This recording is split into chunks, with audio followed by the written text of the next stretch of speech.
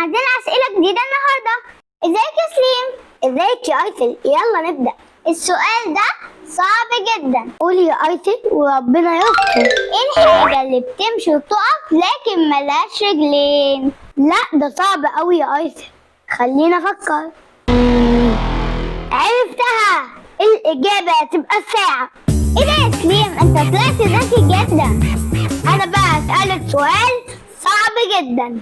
ايه بقى اللي بنشوفه في المية ومش بيتبل؟ ايه ده؟ هو في حاجة ما بتتبلش في المية؟ كويس، ايوه في. عرفتها، انعكاس صورتنا، يعني خيالنا في المية. برافو يا ايتل.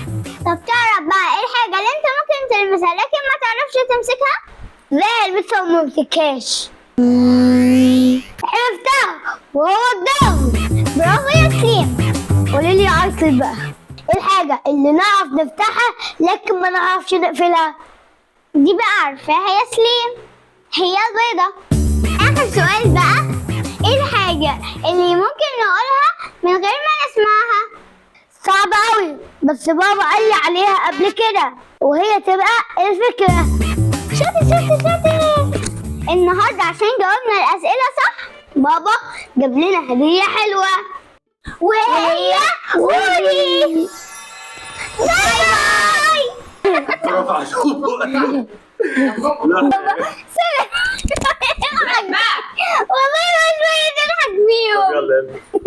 يلا بص.